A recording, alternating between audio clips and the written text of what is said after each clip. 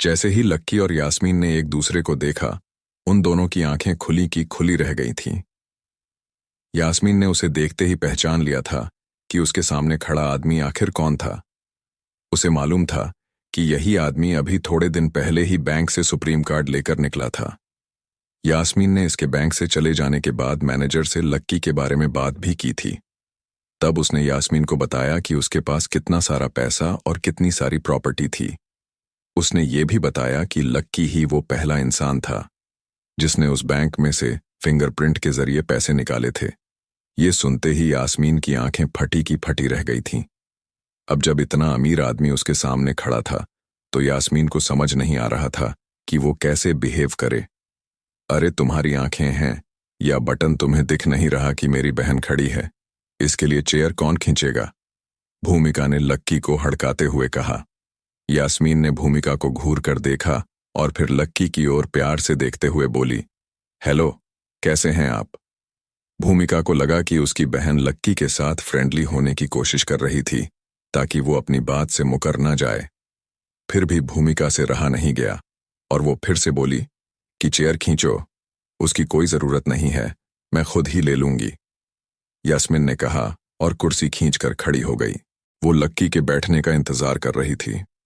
लक्की को मन ही मन अपनी किस्मत पर हंसी आ रही थी। अंदर ही अंदर हंसते हुए पहले वो बैठा और फिर उसके सामने यास्मीन और भूमिका भी बैठ गए। भूमिका को लग रहा था कि यास्मीन लक्की के सामने कुछ ज्यादा ही बन रही थी। उसे समझ नहीं आ रहा था कि लक्की को इतना भाव क्यों दे रही है। वो तो वैसे भी इस खेल में प्यादा है, तो उसे अभी से इतना सिर पर क्यों चढ़ाना? भूमिका ने मन ही मन सोचा। फिर उसे लगा कि हो सकता है किसी भी तरह का शक करने का मौका नहीं देना चाहती होगी, इसलिए वो इसी तरह से बात कर रही है। बहन, मैं तुम्हारा इससे इंट्रोडक्शन करवा देती हूँ। इसका नाम लक्की है। हमारे कॉलेज में सेकंड ईयर का स्टूडेंट है। काफी काफी काफी ईमानदार लड़का है और मुझे लगता है कि तुम्हें इससे ज्यादा ईमानदार लड़का है और मुझे लगता है कि तुम्हें इससे ज्यादा ईमानदार लड़का कहीं नहीं मिल सकता है। भूमिका ने अपनी बहन के सामने मुस्कुराते हुए कहा। फिर उसने लक्की की ओर देखा। उसके चेहरे से साफ पता चल रहा था कि उसे इन दोनों के इरादे की कोई भनक नहीं थी, इसलिए भूमिका की खुशी भी दोगुनी हो गई थी। वहीं यास्मीन ने उसे देखा और शर्मिंदा होते हुए उसके सामने हाँ में गर्दन हिला दी। इसके बाद भूमिका उसके खाने पीने के लिए कुछ ऑर्डर करने के लिए मेन्यू देखने लगी, लेकिन आज क्योंकि वहां पर भीड़ ज्यादा थी इसलिए वेटर भी आने में थोड़ी देर कर रहा था। अरे क्या हुआ लक्की, तुम्हारे होश क्यों उड़ गए और इधर उधर क्या देख रहे हो? जाकर वेटर को बुला लाओ ना, दिख नहीं रहा कि मैं कितनी देर से हाथ में मेन्यू पकड़े खड़ी हूं? भूमिका ने फिर से उसे दुत्कारते हुए कहा और फिर टेबल पर मेन्यू रखकर अपने पैर पर पैर डालकर बैठ गई। लक्की उठकर जाने ही वाला था। अरे अरे नहीं, तुम रुको, मैं जाकर देख कर आती हूं। उसकी आवाज में एक अजीब सी झिझक थी जिसके पीछे की वजह भूमिका को कुछ समझ नहीं आ रही थी। भूमिका जिस तरह से लक्की से बात कर रही थी उसे सुनते ही यास्मीन बुरी तरह से घबरा गई थी। या तो उसे अंदाजा नहीं था कि लक्की कौन था या फिर उसकी बहन सच में बहुत हिम्मत वाली थी। जैसे ही यास्मीन जाने के लिए उठने वाली थी, भूमिका ने उसे घूर कर देखा और कहा, अरे तुम क्यों जाओगी? लड़का वो है तो उसे जाने दो ना। तुम्हें दिख नहीं रहा कि हम लड़कियां हैं? जाओ, जाकर वेटर को बुला कर लाओ। भूमिका ने लक्की की ओर देखते हुए कहा। लक्की का मन तो कर रहा था कि वो सीधा उठकर बाहर कहीं चला जाए, लेकिन यास्मीन की ऐसी हालत देखकर उसे मजा आ रहा था। उसे एक पल और ही लगा था कि भूमिका फिर से बोली, भाई लिख कर दूं क्या? जाना, तुम्हें जरा सी भी शर्म नहीं है क्या? लक्की को भूमिका के बारे में सब कुछ पता था। वो जानता था कि उसे बात करने की तमीज नहीं थी। सब लोग उसे इसलिए झेल लेते थे क्योंकि वो लीडर थी और लक्की को भी उसके इस तरह से बात करने से कोई फर्क नहीं पड़ता था। इसलिए वो चुपचाप खड़ा हुआ और मैनेजर के काउंटर के पास जाने लगा। उसने भूमिका वाली टेबल की ओर इशारा करते हुए वहां पर एक वेटर को भेजने के लिए कहा और सीधा वॉशरूम चला गया। वो इन दोनों से दूर 2 पल की सांस लेना चाहता था। थोड़ी ही देर बाद जब वो वॉशरूम से बाहर आया तो उसने देखा कि यास्मीन वहीं बाहर ही खड़ी थी। उसकी चेहरे पर एक मुस्कान थी, लेकिन लक्की उसकी आंखों को देखकर यह कह सकता था कि वो शौरी फील कर रही थी। इससे पहले कि लक्की उसे कुछ कहता, उसने लक्की से कहा, मुझे माफ कर दीजिए सर, मुझसे बहुत बड़ी गलती हो गई है और आप मेरी बहन भूमिका की बात का बुरा मत मानिएगा। वो एक नंबर की पागल है। किस तरह के लोगों से किस तरह बात करनी चाहिए उसे इस चीज की बिल्कुल भी समझ नहीं है। जैसे उसने आपसे बात की ना, वो सुनकर मुझे बहुत बुरा लगा और मैं उसके बिहाफ से आपसे माफी मांगती हूँ।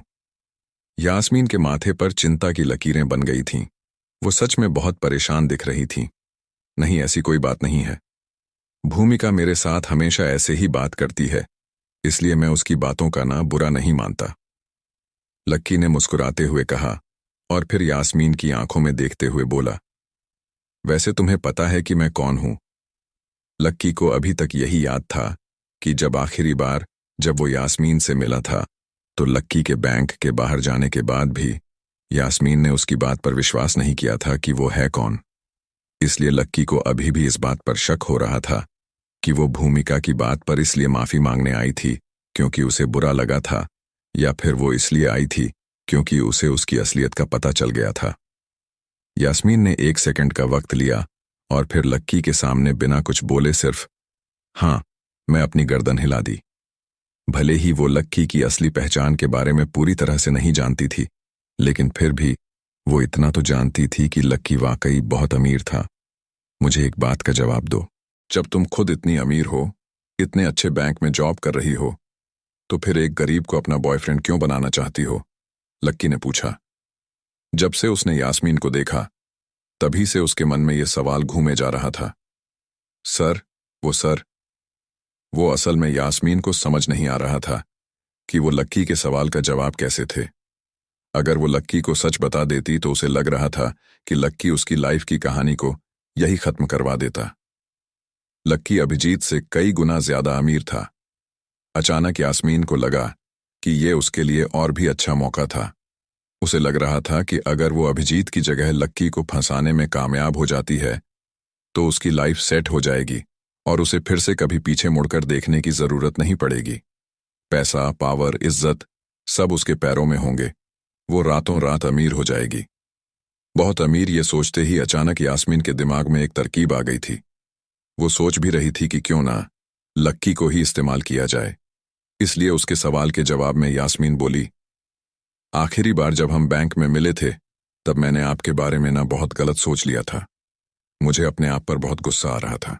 मुझे इस बात पर बहुत घमंड होने लगा था कि मैं बहुत अमीर हूं और मेरे पास बहुत पैसा है, लेकिन मैं दिल से बहुत गरीब हूं। मेरे अंदर ह्यूमैनिटी नाम की कोई चीज ही नहीं है। इसलिए मैंने सोचा कि मैं अपने आप को सुधारने के लिए एक गरीब से प्यार करूंगी ताकि मैं जिंदगी का असली सुख देख सकूं, उसे फील कर सकूं। अगर मेरा उसके साथ सब कुछ ठीक चलने लगा तो मैं उसी से शादी भी कर लूंगी। मुझे उसमें कोई दिक्कत नहीं है। यास्मीन की आवाज में गंभीरता थी। वो लक्की से फेवर लेने के लिए जितना पोलाइट हो सकती थी उतना पोलाइट होने की कोशिश कर रही थी। अच्छा, लक्की ने कहा। लेकिन लक्की को तो उसकी आंखों में कुछ और ही नजर आ रहा था। जैसे ही लक्की ने उसकी आंखों में इस तरह देखा तो यास्मीन ने अपनी नजर नीचे झुका ली। इससे पहले कि लक्की के मन में उसके लिए शक और ज्यादा गहरा था, उसने लक्की से कहा, मैं सच बोल रही हूं सर। मैं कसम खाकर कह रही हूं कि मैं आपके सामने झूठ नहीं बोल सकती हूं। अगर मैं झूठ बोल रही हूं ना, तो मुझे ऐसी मौत आई जैसे आज तक किसी को ना आई हो।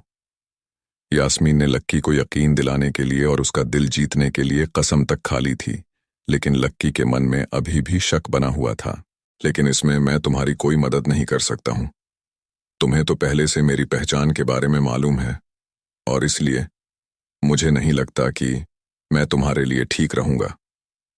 लक्की ने उसकी आंखों को और गहराई से देखते हुए कहा। लक्की के मन में ये बात निकलने का नाम ही नहीं ले रही थी कि यास्मीन के इरादे कुछ और ही थे। इसलिए वो सोच रहा था कि उससे पहले से ही जितना दूर रहा जाए वो उतना अच्छा था। लेकिन इधर यास्मीन भी इतनी आसानी से इतने अच्छे मौके को हाथ से नहीं जाने देना चाहती थी। भले ही लक्की ने उसके ऑफर को ठुकरा दिया था और वो उसकी बात नहीं सुन रहा था, लेकिन यास्मीन ने प्रोग्राम बना ही लिया था कि वो लक्की को छोड़ने वाली नहीं है। सर, एक्चुअली एक और रीजन है जिसकी वजह से मैं बॉयफ्रेंड ढूंढने के लिए ना इतनी मरी जा रही हूं। असल में मेरी फैमिली वालों ने मेरे लिए एक अच्छा लड़का देखा है।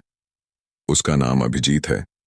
मुझे वो लड़का बिल्कुल भी पसंद नहीं है सर, लेकिन वो और उसका परिवार और मेरा परिवार मेरे पीछे ही पड़े हुए हैं। अब मेरे पास उसे मना करने के लिए ना कोई सॉलिड रीजन नहीं है, इसलिए मुझे ये जल्द से जल्द एक बॉयफ्रेंड की तलाश है ताकि मैं उससे पीछा छुड़ा सकूं। सर प्लीज इस मैटर में आप ही मेरी हेल्प कीजिए ना सर, प्लीज। यास्मीन ने उसके आगे हाथ जोड़ते हुए कहा।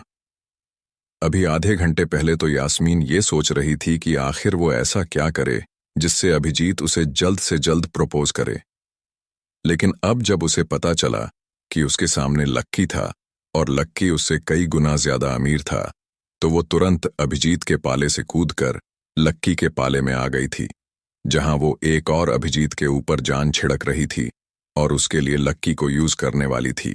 लेकिन जब उसने देखा कि लक्की उसकी बात में हाँ करने से थोड़ा झिझक रहा था, तो यास्मीन अपनी आंखों में थोड़े से आंसू ले आई और उसका गला भराया और उसने भरी हुई आवाज में कहा, सर मेरी सिचुएशन को समझने की कोशिश कीजिए सर, मेरे पास और कोई रास्ता नहीं है सर। मैं जानती हूं कि आप बहुत ही क्यूरिंग इंसान हैं और आप मदद भी करते हैं, इसलिए प्लीज मेरी हेल्प कीजिए सर, प्लीज। यास्मीन की आंखें देखकर लक्की का दिल एक बार तो पिघल ही गया था, साथ ही वो काफी सुंदर भी थी और उसकी आंखों में जो आंसू बह रहे थे उसकी वजह से वो और भी खूबसूरत लग रही थी। अच्छा ऐसी बात है तो फिर चलो ठीक है, मैं मदद करूंगा तुम्हारी। लक्की का दिल आखिरकार पिघल गया और उसने यास्मीन के साथ उसके खेल में शामिल होने के लिए हाँ कर दी। Thank you, thank you, thank you lucky sir. Yasmin ने तुरंत अपने आंसू पोंछे और मुस्कुराते हुए बोली। इससे पहले कि वो लक्की का हाथ पकड़ती, उसने कहा, लेकिन मेरी एक शर्त है, मेरी असल पहचान के बारे में किसी को पता नहीं चलना चाहिए, भूमिका को भी नहीं, वरना मैं। यास्मीन की ओर देखने लगा। वो किसी को भी अपनी पहचान के बारे में नहीं बताना चाहता था। वो नहीं चाहता था कि वो कॉलेज में रहते हुए किसी मुसीबत में पड़े। ठीक है, मैं नहीं बताऊंगी। यास्मीन ने तुरंत ही हाँ कर दी। वैसे भी उसकी पहचान के बारे में भूमिका को बताने पर नुकसान यास्मीन का ही होना था। अगर वो उसे बता देती तो हो सकता था कि भूमिका भी उसके पीछे पड़ जाती। वो दोनों तो एक ही कॉलेज में पढ़ते थे और इसलिए भूमिका के पास लक्की से मिलने के ज्यादा मौके थे। यास्मीन अपने ही दुश्मन को अपने ही हाथों से किसी भी कीमत पर खड़ा नहीं करना चाहती थी। वहीं यास्मीन को अपने कसम पर हंसी भी आ रही थी। उसे मालूम ही नहीं था कि वो जिससे बदतमीजी से बात कर रही थी वो दरअसल कितना अमीर आदमी था। ऐसे में अगर उसे पता चल भी जाता और वो खुद भी लक्की को प्रपोज करने की कोशिश करती, तो भी लक्की उसकी बिहेवियर की वजह से कभी उसे भाव नहीं देने वाला था। इतनी बात होने के बाद लक्की और यास्मीन फिर से अपनी अपनी सीट पर जाकर बैठ गए थे। बेचारी भूमिका, यास्मीन ने कहा और मन ही मन हंसने लगी। लक्की ने उसके मुंह से ये सुना और लक्की ने उससे पूछा, क्या बोला तुमने? लक्की ने पूछा। नहीं नहीं, कुछ नहीं, मैं तो बस ये कह रही थी कि भूमिका हमारा इंतजार कर रही होगी, हमें चलना चाहिए। यास्मीन ने कहा।